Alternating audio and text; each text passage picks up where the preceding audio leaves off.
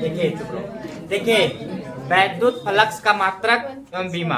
अब ध्यान दीजिए, अभी आपको बताया है कि जो वैद्युत फ्लक्स होता है, समझिएगा ध्यान से। देखो ये सब बोर्ड के लिए इम्पोर्टेंट है। आप भले ही थोड़ा बहुत पढ़े, लेकिन कहीं से भी पेपर में आ सकता है, ये जरूरी होता है। तो देखिए जो होता है वैद्युत फ्लक्स किससे लिखते हैं? फाई ई से।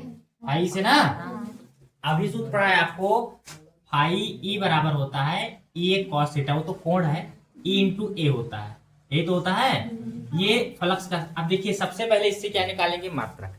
तो हम जानते हैं कि जो वैद्युत क्षेत्र ई होता है, सूत्र होता है ई बराबर एफ अपॉन क्यू, यानी कि वैद्युत क्षेत्र होता है बल बटे आवेश, यानी कूलम। ये हो गया। और ए मतलब होता है क्षेत्रफल। ए मतलब क्या होता है? क्षेत्रफल। क्षेत्रफल का जो मात्रक होता है मीटर स्क्वायर होता है।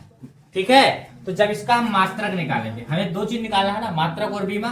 तो मात्रक सबसे पहले लिखेंगे, तो ई बराबर क्या? ई इंटू ए होता है। तो जब ई इंटू ए होता है, तो हम फाई का जब मात्रक निकालेंगे तो क्या हो जाएगा कि जो वैद्युत क्षेत्र है, देखिए ई बराबर होता है एफ अपॉन क्यू। बल का मात्रक क्या होता है? न्यूटन। यहाँ क्या हो जाएगा? न्यूटन बटे कूलम। और यहाँ इंटू ए है, ए मतलब होता है क्षेत्रफल, तो ए का मतलब होता है, ए बराबर होता है मीटर स्क्वायर, यानी क्षेत्रफल का होता है मीटर गुणे मीटर। तो क्या होता है? यानी लंबाई गुणे चौड़ाई होता है क्षेत्रफल का। क्षेत्रफल निकालने के लिए क्या होता है? एल इंटू बी, तो इसके लिए होता है मीटर स्क्वायर मात्रक। तो इसका हो जाएगा मीटर स्क्वायर। अब देखो न्यूटन को यन से लिखा जा सकता है, तो न्यूटन, मीटर को मीटर स्क्वायर ले सकते हैं ना, और कूलम को किससे लिखते हैं? क्यू से। कूलम को सी से लिखा जाता है। कूलम को किससे लिखा जाता है? सी से ना। तो यहाँ हो जाएगा, जब नीचे सी होगा, ऊपर जाएगा सी इनवर्स हो जाएगा।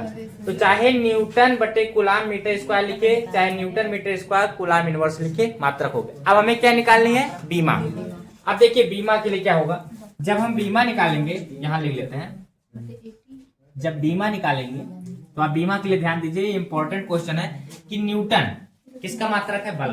और बल होता है बराबर एम में, तो बल की मात्रा क्या होती है? M L T minus two. आपको याद होना चाहिए, बल का मात्रक क्या होता है? M L T minus two बटे कूलम। कूलम क्या होता है? एटी, क्योंकि क्यू बराबर होता है आई टी। क्यू बराबर क्या होता है? तो आई मतलब हो गया धारा, और धारा की बीमा होती है ए एम्पियर में, और टी मतलब होता है समय, तो टी मतलब टाइम हो जाएगा, तो टी होगा। तो यह क्या हो जाएगा यहाँ पे? तो ये गुरु कोष्टक में लिखते हैं, तो M L T minus two बटे में क्या हो जाएगा? A into T. अब यहाँ देखिए, फिर इंटू क्या है यहाँ पे? Metre square. तो मीटर की बीमा क्या होती है? एल, लंबाई एल लिखते हैं ना मीटर के लिए, तो यहाँ क्या हो जाएगा? L square. अब आप देखिए कुछ कट तो रहा है, नहीं कट रहा ना, तो यहाँ क्या हो जाएगा?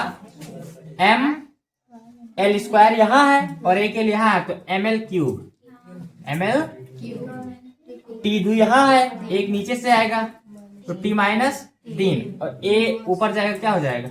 A inverse. ये इसकी क्या निकली है? बीमा। तो आपका ये हो गया वैद्युत फ्लक्स का मात्रक एवं बीमा। ठीक है।